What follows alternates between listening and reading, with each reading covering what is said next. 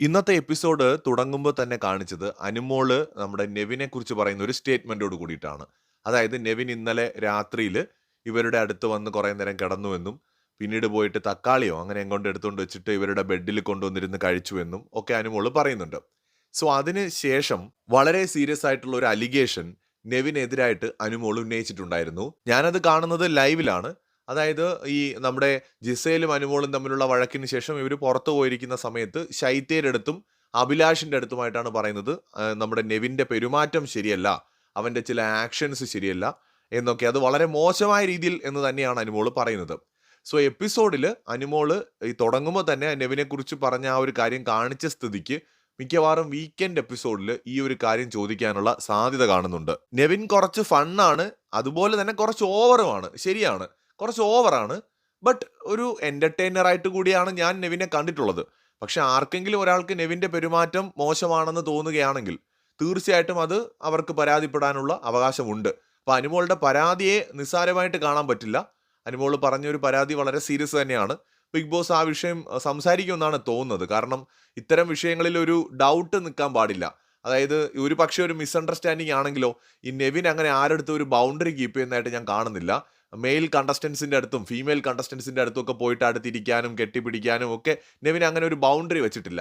അത് നെവിന്റെ ഒരു ഒരു വലിയ പോരായ്മയാണ്. ഇത് ബിഗ് ബോസ് വീടാണെന്നും ഇവിടെ പലതരം മനുഷ്യരാണുള്ളതെന്നും എല്ലാവരും ഒരുപോലെ അല്ല. ഒരാൾക്കത് കുഴപ്പമില്ലെങ്കിൽ മറ്റൊരാൾക്കത് കുഴപ്പമാകാം. ഉദാഹരണത്തിന് എക്സ് എന്ന് പറയുന്ന ആളെടുത്ത് പോയി ഇരിക്കുമ്പോഴോ കെട്ടിപ്പിടിക്കുമ്പോഴോ അവർ ഓക്കെ ആയിരിക്കും, അവർക്കത് പ്രശ്നമല്ല, വളരെ സോഷ്യലായിരിക്കും.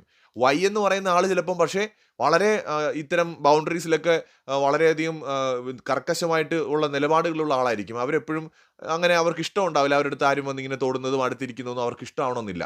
അപ്പം ഒയ് എന്ന് പറയുന്ന ആൾ അങ്ങനെ ആയിരിക്കാം. ഇസഡ് എന്ന് പറയുന്ന ആള് ബിഗ് ബോസ് ആയതുകൊണ്ട് റിയാക്ട് ചെയ്യുന്നവരായിരിക്കാം. ഇങ്ങനെയൊക്കെ ചെയ്യുമ്പോൾ ഓഡിയൻസ് എന്ത് വിചാരിക്കും, തെറ്റിദ്ധരിക്കാം, ചിലപ്പോൾ ചെറിയ ക്ലിപ്സ് പുറത്തു പോകാം. അത് സത്യമാണ്.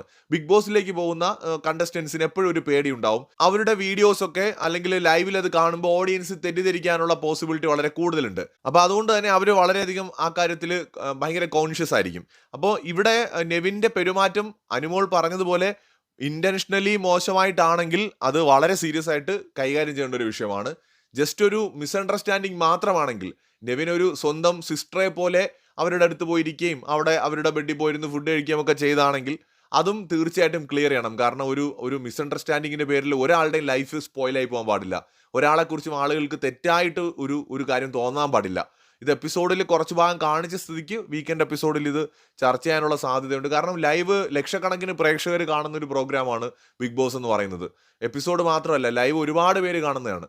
അപ്പോൾ അതുകൊണ്ട് തന്നെ ഇത്തരം വിഷയങ്ങളിൽ ഒരു ക്ലാരിറ്റി ആവശ്യമാണ്. ഇപ്പോൾ എന്താണോ നമ്മുടെ അക്ബറുമായിട്ട് ബന്ധപ്പെട്ട വിഷയത്തിൽ ഒരു ക്ലാരിറ്റിയുടെ ഒരു കുറവുണ്ടായിരുന്നത്, അതേ കാര്യം ഇവിടെ നെവിന്റെ കേസിൽ വന്നിരിക്കുകയാണ്. ഇത് കുറച്ചും കൂടി ഒരു സീരിയസ് അലിഗേഷൻ ആണ് നെവിന്റെ കേസിൽ.